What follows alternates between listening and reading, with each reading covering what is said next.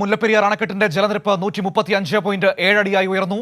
Dam തുറന്നുവിടാൻ സാധ്യത. 136 അടിയായാൽ ഡാമിന്റെ സ്പിൽവേകൾ തുറക്കും. വിവരങ്ങളുമായി ജോസിൽ ചേരുകയാണ് ഇടുക്കിയിൽ നിന്ന്. ജോസിൽ, ഡാമിൽ ജലനിരപ്പ് ഉയർന്നു. 135.7 അടിയിലേക്ക് ജലനിരപ്പ് എത്തിയിരിക്കുന്നു. ഒരുപക്ഷേ ഇപ്പോഴത്തെ അതേ രീതിയിൽ ജലം ഒഴുകിയെത്തുന്നത് തുടർന്നാൽ ഒരുപക്ഷേ ഇന്ന് തന്നെ ഡാം തുറന്നുവിടാനുള്ള സാധ്യതയുണ്ടോ?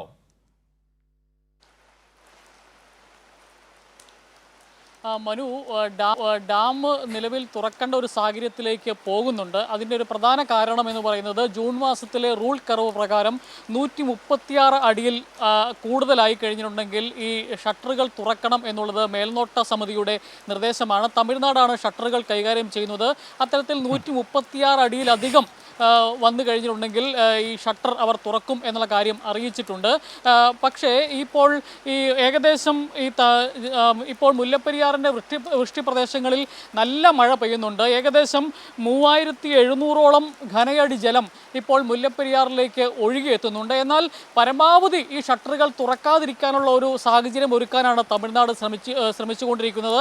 അവർ കൊണ്ടുപോകാവുന്നതിൻ്റെ മാക്സിമം ജലം തമിഴ്നാട്ടിലേക്ക് കൊണ്ടുപോകുന്നുണ്ട്. ഏകദേശം 2100 ഘനയടി ജലം ഇപ്പോൾ തമിഴ്നാട് മുല്ലപ്പെരിയാറിലേക്ക് കൊണ്ടുപോകുന്നുണ്ട്. പക്ഷേ അതിനേക്കാൾ കൂടുതലാണ് മുല്ലപ്പെരിയാറിലേക്ക് ഇപ്പോൾ ഒഴുകി എത്തിക്കൊണ്ടിരിക്കുന്ന ജലം. അതുകൊണ്ട് തന്നെ ഇന്നു തന്നെ ഇപ്പോൾ രാവിലെ 135.2 ഒക്കെ ആയിരുന്നു കണക്കെങ്കിൽ അത് 135.7 എന്ന ഒരു കണക്കിലേക്ക് ഈ മുല്ലപ്പെരിയാറിൻ്റെ ജലനിരപ്പ് ഉയർന്നിട്ടുണ്ട്.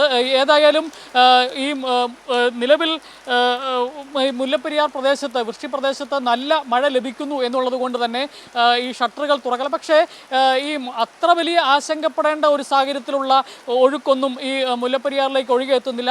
നേരത്തെ 2022 ഈ മുല്ലപ്പെരിയാർ തുറന്നപ്പോഴൊക്കെ ഏകദേശം 13,000 ഘനയടി ജലത്തോളമൊക്കെ ഒരുമിച്ച് ഈ ഷട്ടറുകളിലൂടെ പെരിയാറിലേക്ക് ഒഴുക്കിയിട്ടുണ്ട്. അപ്പോഴൊന്നും വലിയ പ്രശ്നങ്ങളൊന്നും ഉണ്ടായിട്ടില്ല. ഏതായാലും ജില്ലാ ഭരണകൂടം എല്ലാവിധ മുൻകരുതലും സ്വീകരിച്ചിട്ടുണ്ട്. ഈ പെരിയാറിൻ്റെ തീരപ്രദേശങ്ങളിൽ താമസിക്കുന്ന ആളുകളെ മാറ്റി പാർപ്പിക്കുന്നതിന് വേണ്ടിയുള്ള അടക്കമുള്ള കാര്യങ്ങൾ എല്ലാം ജില്ലാ ഭരണകൂടം കൃത്യമായി വിലയിരുത്തൽ നടത്തിക്കൊണ്ടിരിക്കുകയാണ്. അത്ര സാഹചര്യങ്ങളുണ്ടെങ്കിൽ മാറ്റി പാർപ്പിക്കും. പക്ഷേ ഈ 13,000 ഘനയടി ജലം പുറത്തോട്ട് ഒഴുക്കിയപ്പോൾ പോലും ആശങ്കപ്പെടേണ്ട സാഹചര്യം, കാരണം 142 ഒക്കെ എത്തിയിട്ടൊക്കെയാണ് നേരത്തെ ഷട്ടറുകൾ തുറന്നിട്ടുള്ളത്. അത്തരമൊരു സാഹചര്യമില്ല. ഏകദേശം 3100 ഘനയടി ജലത്തോളം ഒക്കെയാണ് ഇപ്പോൾ ഈ മുല്ലപ്പെരിയാറിലേക്ക് ഒഴുകിയെത്തുന്നത്.